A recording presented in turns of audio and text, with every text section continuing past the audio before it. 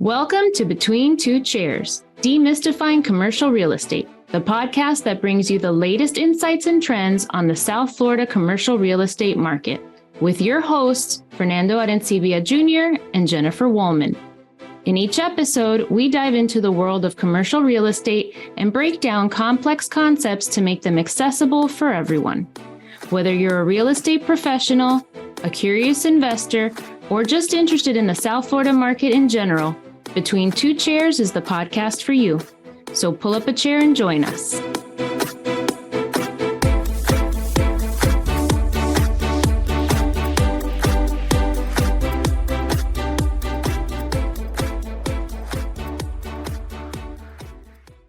Welcome, everybody, to another episode of Between Two Chairs. My name is Fernando Arencibia Jr., and with me, as always, is the very social Jennifer Wollmann. Jennifer, say hi.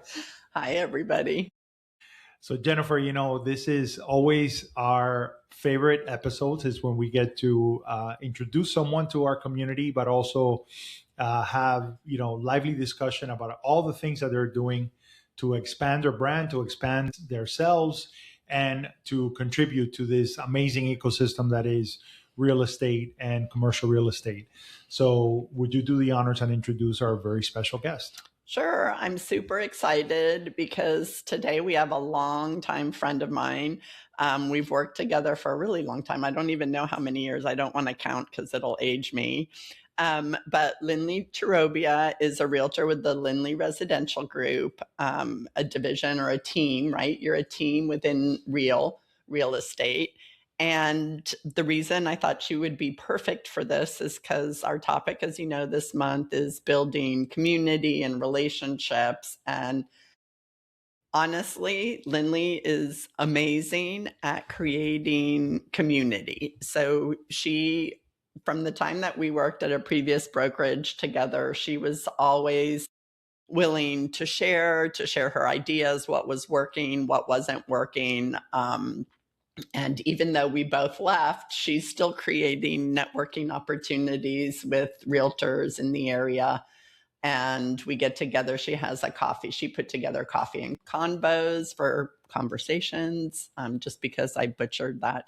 But it's Coffee and Convos and nothing. She's just nothing short of amazing. And she also does amazing things on social media, all about the community. She's doing a lot on South Miami, etc. So welcome, Lynley. Thank you so much. Thank you both so much for having me. It's very fun. Good. Before we get started, can you just tell us a little bit about your background, what you were like growing up, where you grew up, are you native, etc.? What got you into real estate? And then we'll go from there. You bet. So I actually grew up in Miami. I am a rare breed of Miami because my grandparents both grew up in Miami. My great-grandfather was the first dentist in Key West, and then he raised his family in Miami. My grandfather went to Miami High. My mom went to Palmetto. So I go way back. And I will tell you, my mom is one of a few children, but she has tons of cousins. Everybody in her nuclear family, everybody has left Miami. I'm the only one left. So I'm here like preserving the Campbell name in Miami-Dade County. So I was born and raised in Pinecrest. Actually, I was born in Coral Gables, and then I was raised in Pinecrest. I left for college and thought I would never come back. So it's a little bit ironic that I'm the only member of the family left here. My husband brought me back here after college. And we live in unincorporated Dade County, but we're like on the edge of the Gables in South Miami. So I live very close to the University of Miami. And when I moved to Miami, I worked in advertising for many years, which I think built me a perfect foundation for what was to come in real estate, not realizing at the time that that's what was happening. But I come with a background in marketing and advertising. And then I was hired to be one of the top agents in Miami's assistant. And I worked with her for 7 years. And I say everything I know about this business, I learned from her. And about 11 years ago, I left and went on my own, with the same company. And I've been doing this for almost 19 years.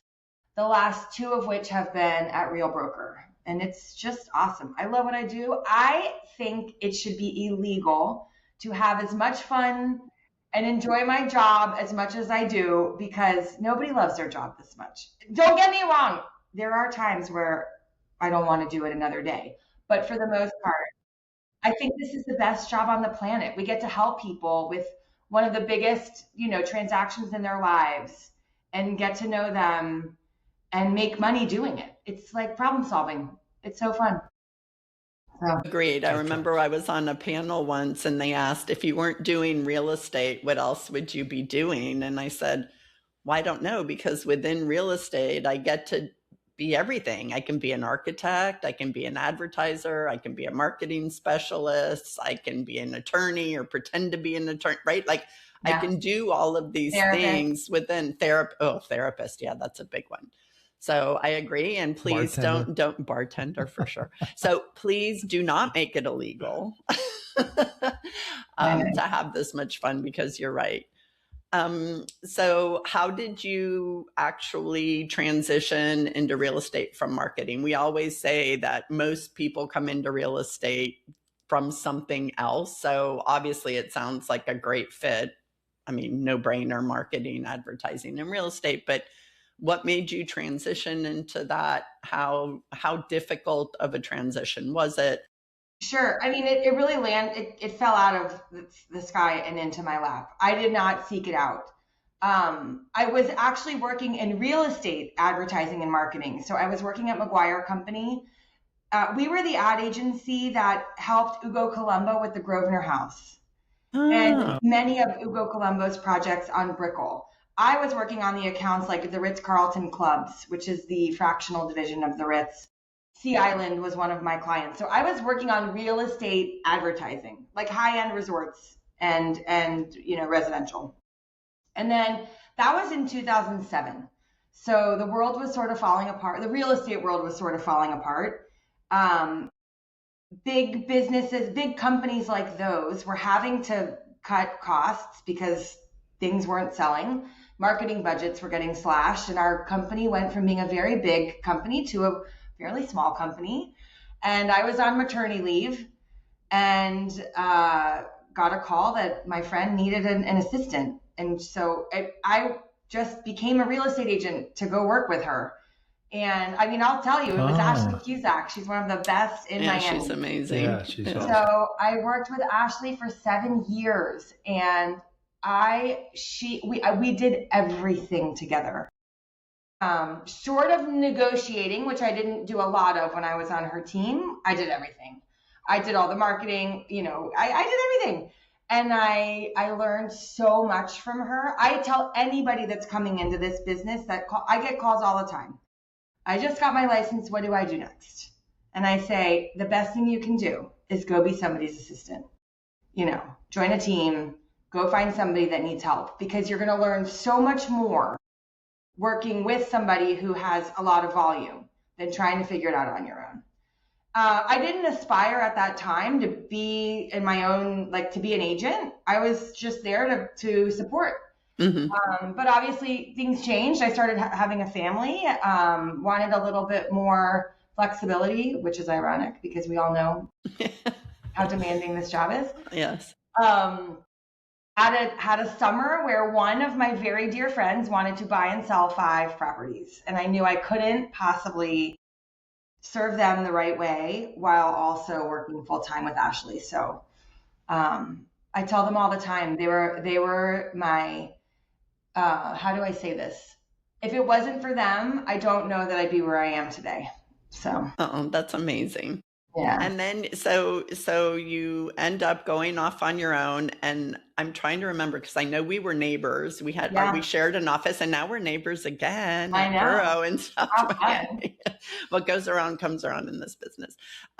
But I remember you were one of the first in our office to really embrace social media, and you used to do, I think you called it car talks or something. Or maybe I nicknamed it that because it was you sitting in your car talking. Yeah. Can you tell us a little bit about how you got started in social, why you got started in social, and how you've grown? Because your account is amazing. Thanks. So yes, they were called car confessions.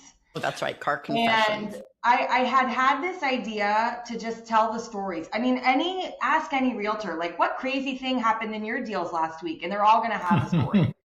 So I had like for 6 months, I'd been dreaming up this idea, but I was too shy. I don't know. I didn't have the courage to do it.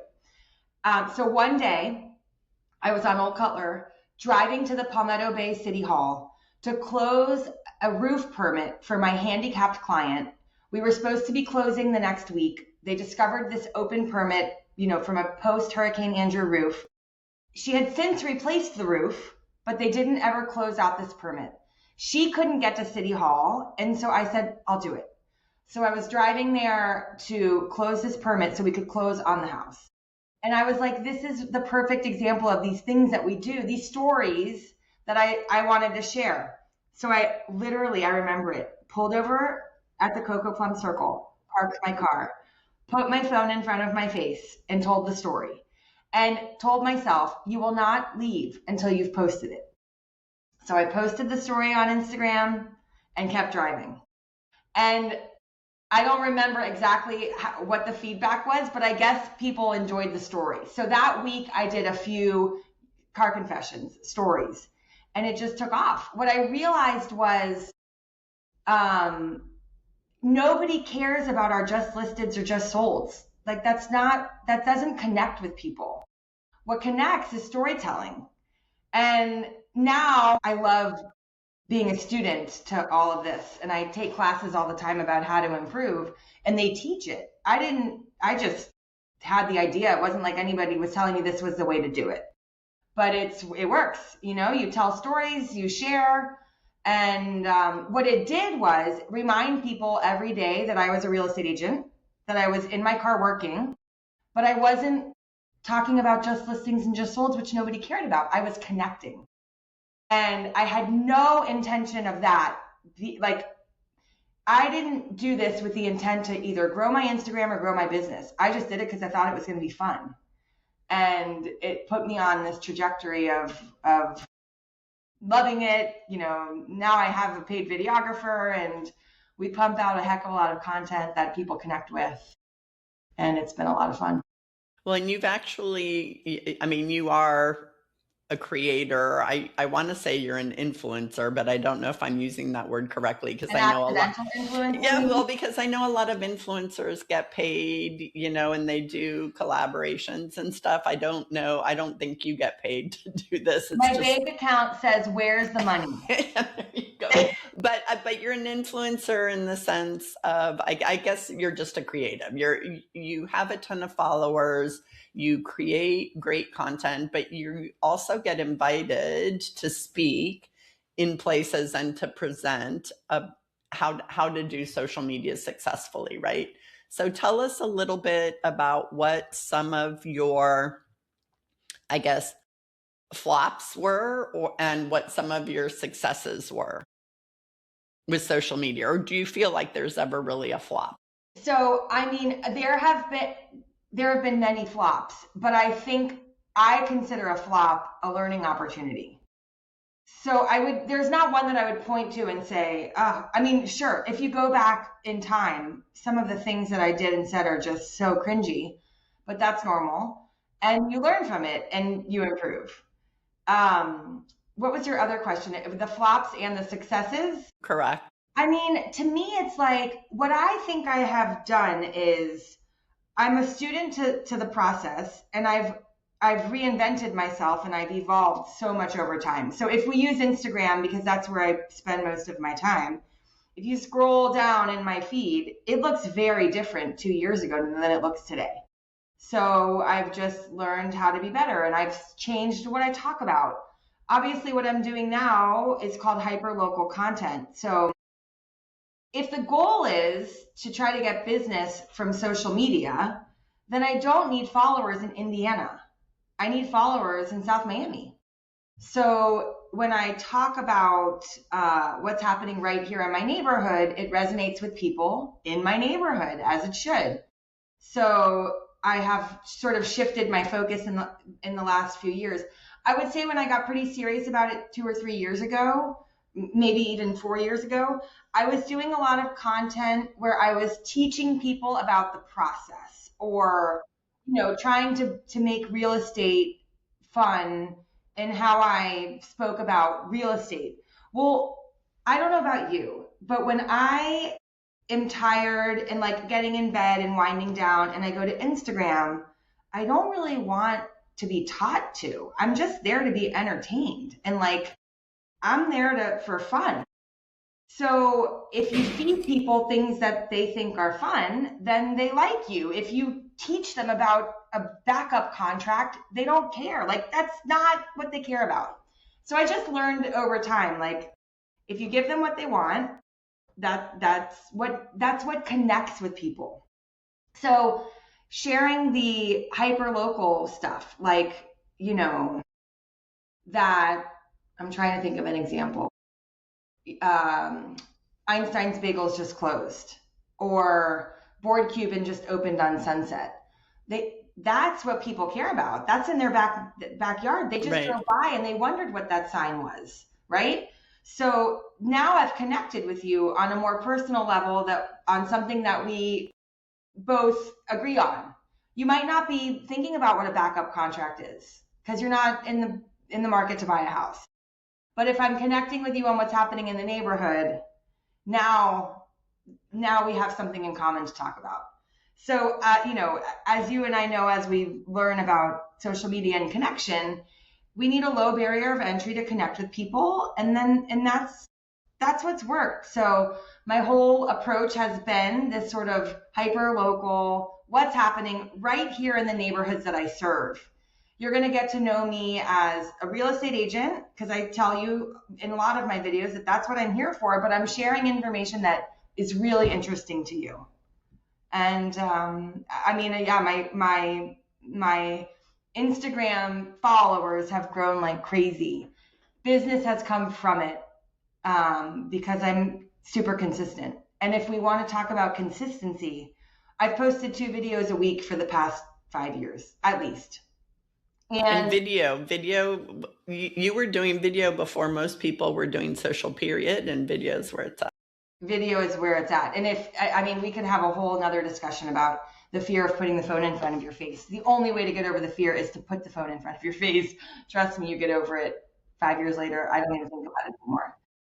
But I hired a videographer years ago, and people always think it's crazy because I do spend money on video. But if it wasn't for her and it was up to me to hold myself accountable to post 2 times a week. There's weeks when I'm just too busy and it would not have happened. So I firmly believe in outsourcing the things that we're not good at, because she's the reason I've stayed this consistent. I pay her, I show up, we shoot video, and here we are. And so let me ask you about that thought process. So because you have to be organized, and I completely understand that it's the only way to get consistency. So where do you leave room for spontaneity in things that that you see all of a sudden, something, an idea that pops into your head, all those kind of things. I'm curious about, because I'll tell you, it feels very spontaneous. It's obviously well orchestrated, but it does feel very, very, very yourself. You're really conveying, this is who I am. And the videos do give you a feel of spontaneity. Right. So, well, to give you a little peek behind the curtain, yesterday was video day. We met in South Miami and we shot 13 videos yesterday. So we don't need to shoot videos again for another 6 weeks, because now I'll have 6 weeks of content. I will be wearing the same thing in the next 6 weeks of videos, which people say, do you change outfits? No one notices. And if they do, whatever. So what I do is I keep a note in my phone. So does she. And anything we see that we want to talk about, we put in the notes. We kind of have a little powwow, usually the night before a shoot, to talk through what we're going to shoot, where should we start, because being on site, I think, is important. So we're kind of just making a map across town and going from place to place to shoot video. Now, spontaneity, there are, so I post every Monday and Wednesday a video. And then on Fridays, I do everything you missed this week in Miami, which I is love that. a carousel post of like top really cool things that happened. And that's new. I've only started doing that a couple months ago, but people have enjoyed it.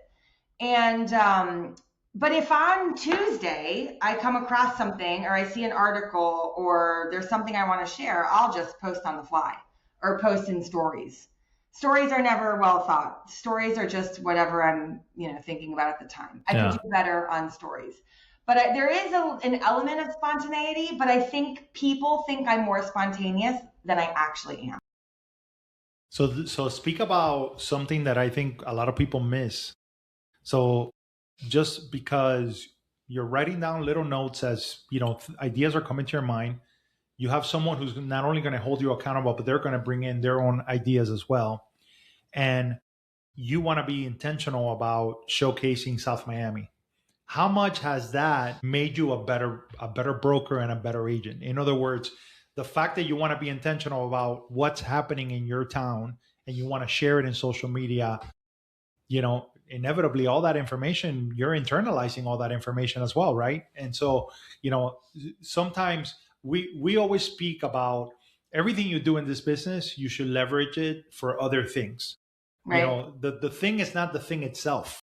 That thing becomes 2 or 3 things, and you never know when you're going to utilize that piece of information, that contact, that relationship that you build, things that come in. So I love your perspective on that. So the one thing that comes to mind immediately when you say that is the relationships that have come from these videos are unmatched. People said to me when I started doing this, you're crazy to be creating videos for businesses and they're not paying you for it. You're paying to advertise their business. You're crazy.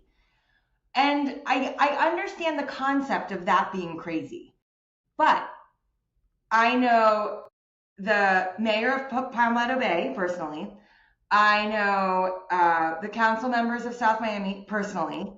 I know so many people that I have met through doing this consistently over the years that I've either turned to because I've needed help, or you name it. The things that have come out of this creating videos are so unexpected.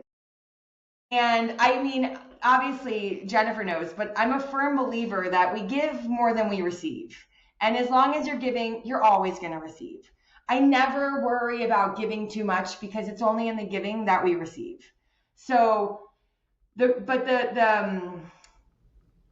relationships that have come from this fun that I've had over the past 5 years, I couldn't have created if I tried.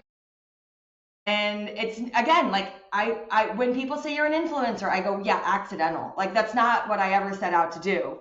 I didn't even necessarily, did I hope it turned into business? Sure. And has it? Yeah. But it's been so much more than that. Like it's just been anything you do with this amount of consistency is going to come back. Absolutely. And, sometimes we live in a world where there are some people that,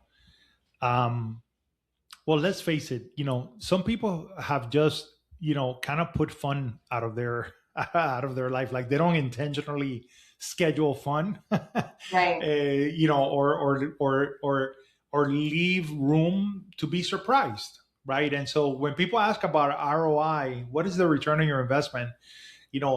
There are things that are very difficult to quantify, but just imagine, how much better you have gotten at speaking to people about your town, how much better your pitch about yourself and your services has become.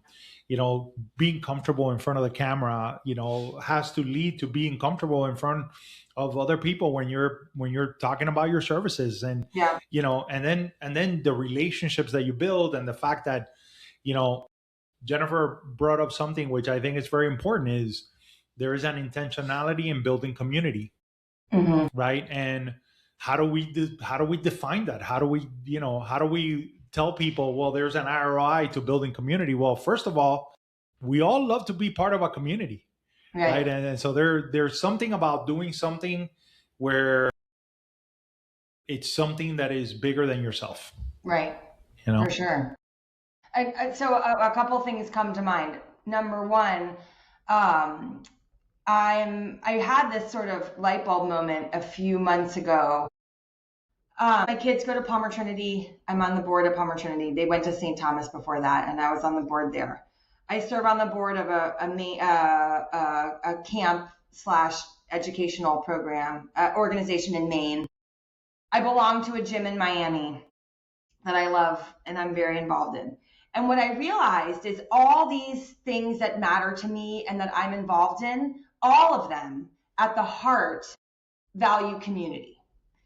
And I had this light bulb moment, like, oh my gosh, one of my core values is community.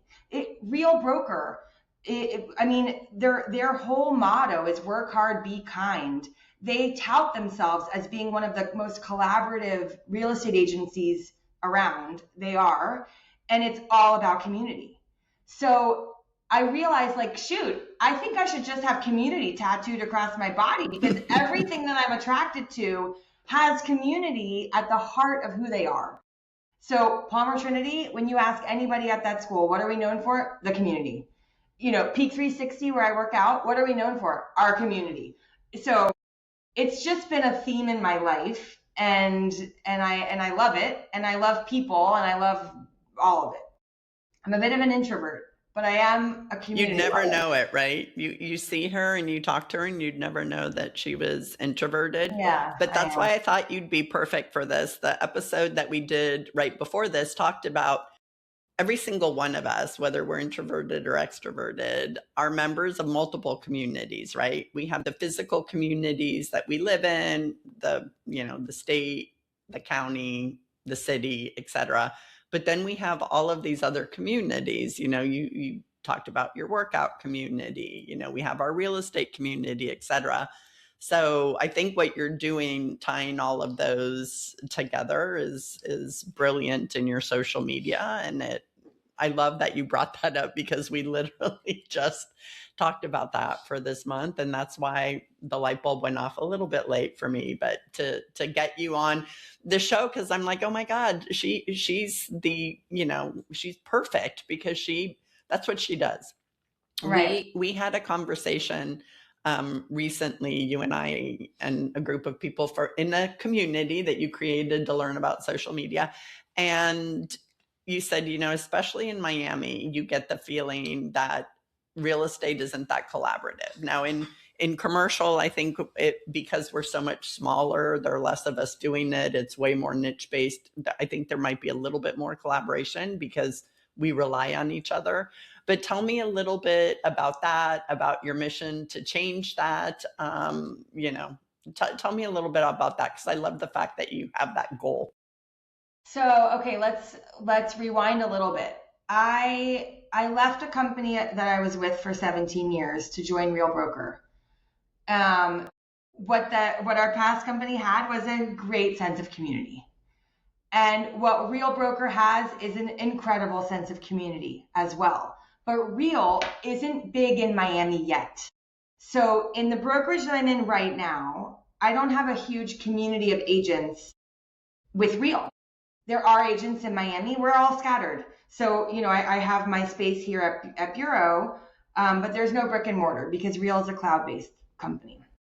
So last year, again, it took me a while to have the courage to decide to do it, which is probably a theme for everybody when we try something new.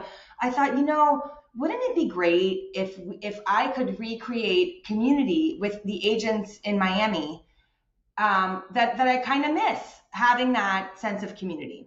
So I had this idea to have what I called Coffee and Convos, which is a once a month Realtor mastermind that we've been hosting till now in South Miami to just bring agents together. And my idea was it's a collaborative space for realtors to come together and share ideas. And I didn't know how it would be received. because my experience has been with realtors in Miami, nobody wants to share what's working, what they're doing, because they feel like if they share, then you're going to take the business or something, which, as you said once, Jennifer, you can share everything you know, and most likely people aren't going to do it. So it doesn't matter. Share away. So I started this group. I think the first month we had 11 people show up, which I thought was a huge success. And we've met every month since. And it's become the coolest community. And again, I didn't know what I even wanted when I started, but this has been a total, it's like exactly what I felt like I needed times 10.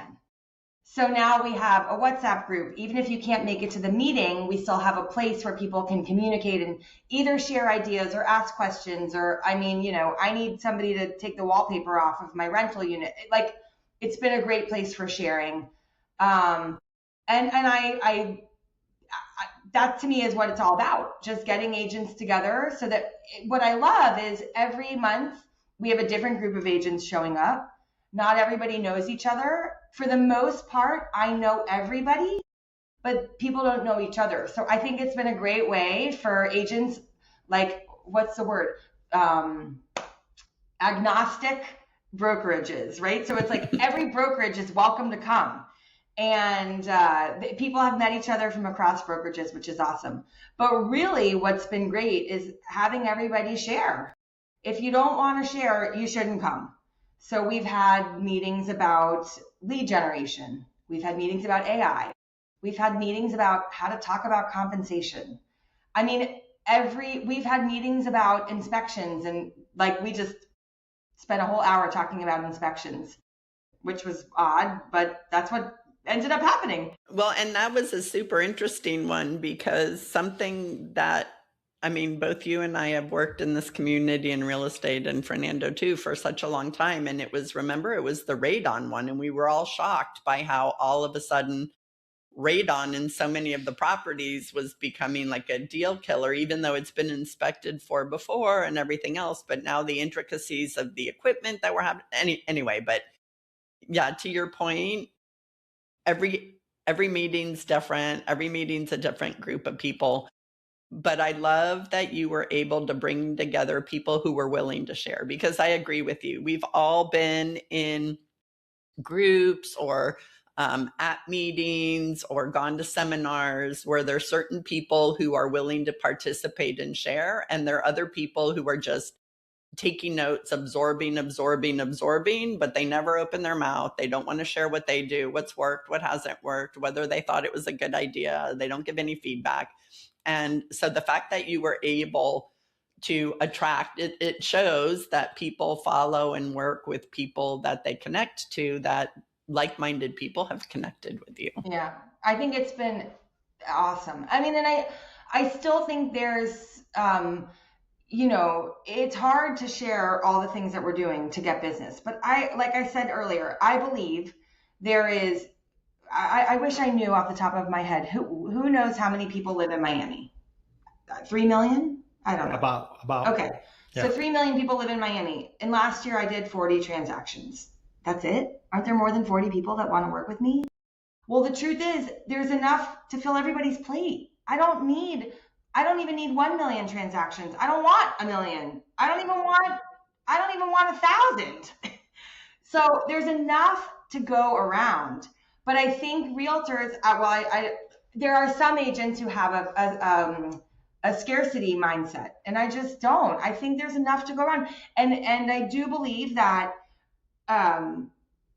we can lift each other up. There's room for everybody to improve, and if that's what we can do for each other, heck yeah! Like, let's all be better for our clients.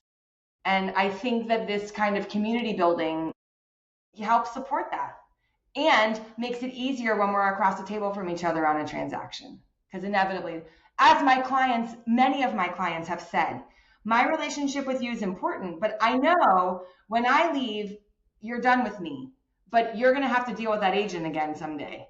So it's important that you keep those relationships intact. For sure. You've shared so many great nuggets, but I'm wondering something that you mentioned earlier.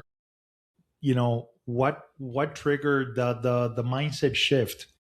You were doing a lot of videos where you were educating, and then those, that shifted to where now you began to do videos where you're entertaining. And so, how did that come about? Because I do feel that most people believe I have to get into social media and I have to educate the public, right? In order to showcase that I know what I'm talking about, to convey that. And so, talk about when did you come to that realization? Okay. Well, don't get me wrong, Fernando, but my educational content was very entertaining. When we used to brainstorm for our videos back before I got into this hyperlocal stuff, everything had a prop. So if you scroll back in my Instagram, I very regularly made a complete fool of myself. Yes. So in the process of educating, I also entertained. I called it edutainment, right? I used to say, if it isn't entertaining, educational, or engaging, I'm not doing it. But as you do it more, as I learn more, as I was a student of the process, what I learned was likes and comments are great, but shares and saves are better. So if somebody shares my content, then more eyeballs get to see it. And that's better for me than somebody liking it and then it dies there. So nobody wanted to share my video about backup contracts because it's not that shareable. It was entertaining. Maybe if I made a fool of myself, they were going to share it.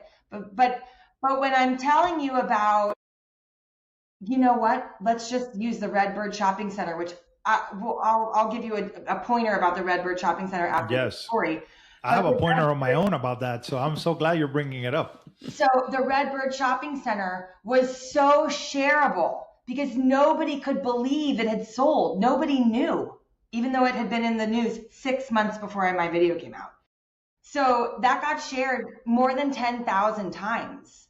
That was far more shareable for a viewer than here's how backup contracts work. So what's crazy about that video is this.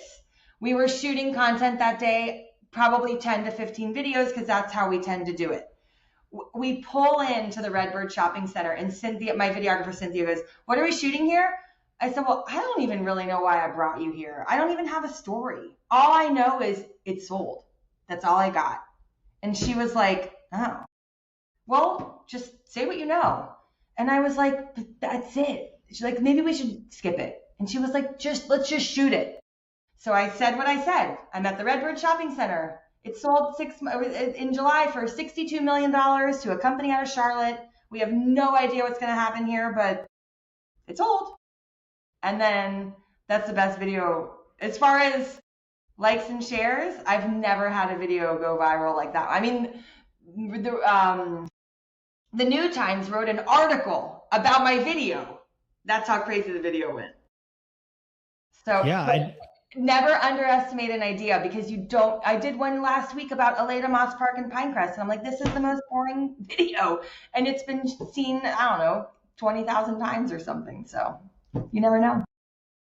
What I thought was very impactful about that video is to your point, is the simplicity of what you're sharing, but you're showcasing the shopping center for sure, and you're mentioning some of the stalwart restaurants and places that have been there for a long time. But a lot of people would have gotten stuck in, oh, I need to do more research. I need to know who bought it. I need to, and that's where I think people get, they don't allow for progress, because they're looking for perfection. Right. Yes. And so, and of course, this story broke 6 months ago in a very unshareable way. Right. It's an article, it's somewhere, but you made it very shareable by being in the location, right, and being able to showcase that. And also, credit to the editor the way that it was edited together. It's a fun video, and you're conveying a lot of information very quickly. And so, I don't know, earlier in the process when you started to do, did you get bogged down in research, get bogged down into more of what you were going to do, or, you were always off the cuff? I'm very off the cuff. I do try to make sure my details are right. Right, I'll, of course.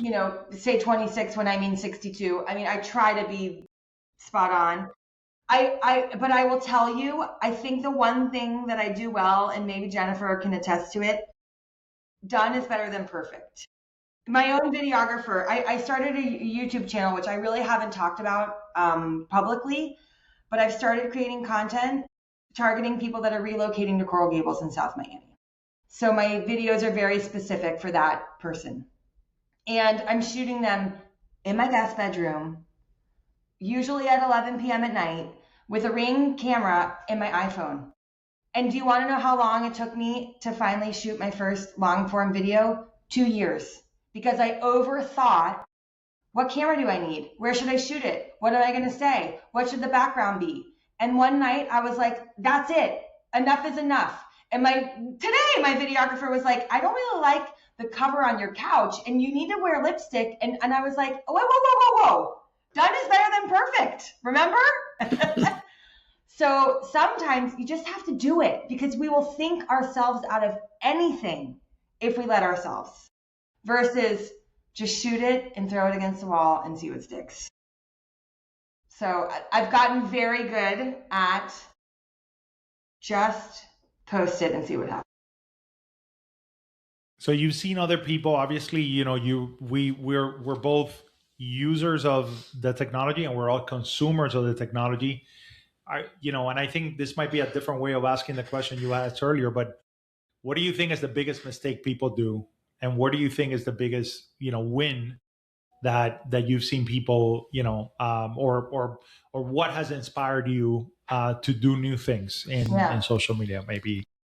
I mean, by far, the biggest mistake people make is not being consistent, either starting and stopping or not starting because they're scared. But I firmly believe the reason that I don't call it successful, but I have a following, so I guess it's working. It's because I'm wildly consistent, and I'm consistent because I'm paying somebody to do it for me. To me, it's like you just have to stick with it. If you stick with it and never evolve, what's the point?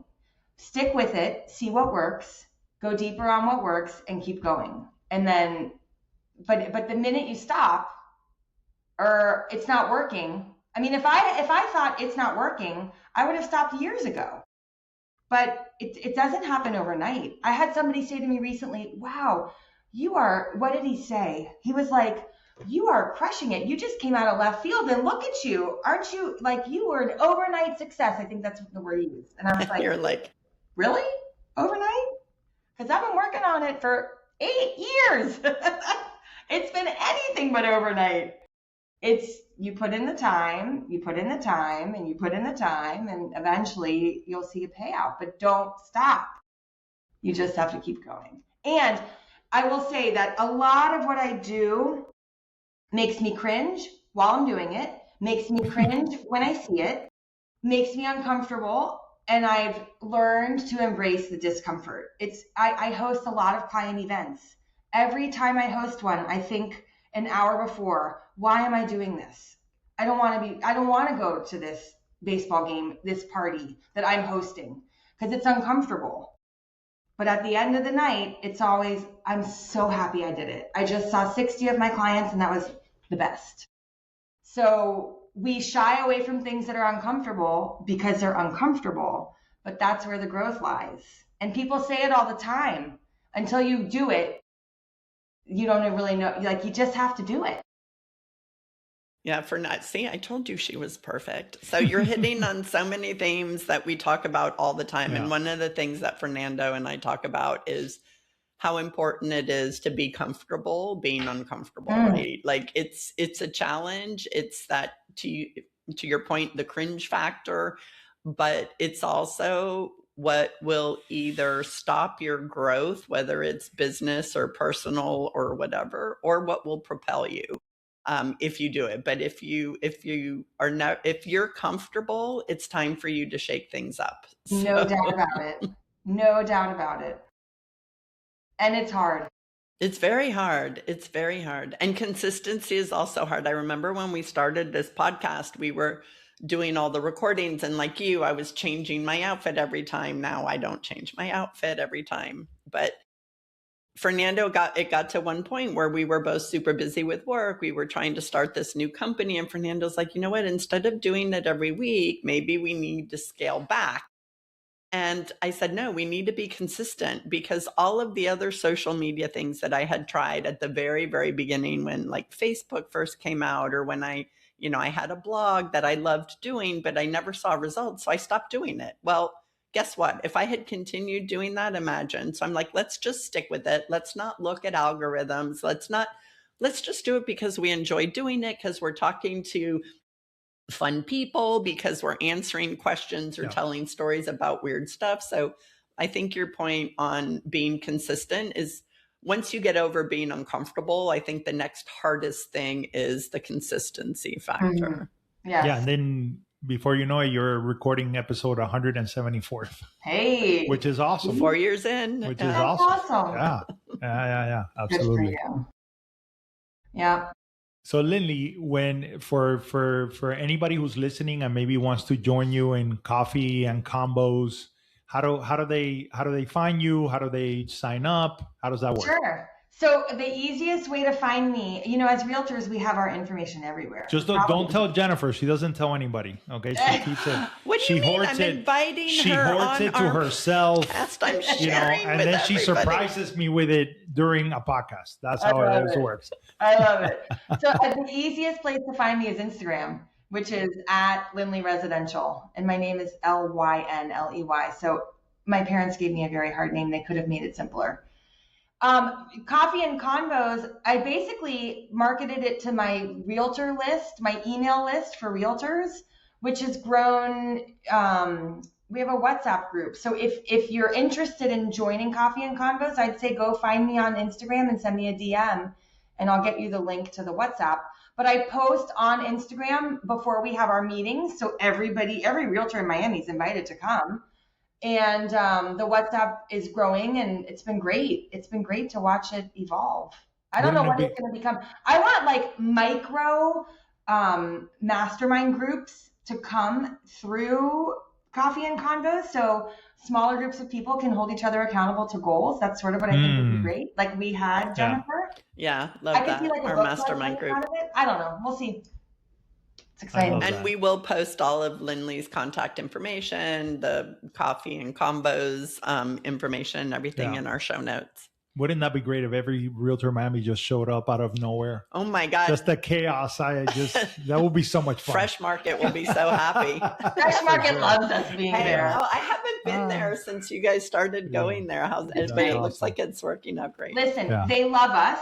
They're giving us coupons to give any buyer client that we have to come get a gift basket after a closing. So we're giving those certificates out at the next Coffee and Convos to give out to our clients. And they create gift baskets, and they're giving us 20% off gift baskets that we can either curate ourselves or they will curate for us to use for closing gifts. So they're amazing. And I'm so happy Absolutely. They're in South Miami. I just love that they're right across the street from us. Me too. So since we're wrapping it up, is there anything that you want to share that we didn't ask you about, or an experience that you beware of or don't be afraid of? Any last words? Or I think the one thing that people say about me is like that I'm authentic. I think that word is so overused, but it's like, oh my gosh, I met you in real life and you're just like you were on camera.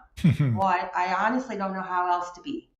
So I think that I see people try to be someone else sometimes on social media, and it doesn't work. Like, you are who you are. I'm not for everyone, but if you watch me, you're going to know if I'm for you or not. So I mean, my last word of wisdom is like, just be yourself. Just like put out to the world what you like and who you are and what you do.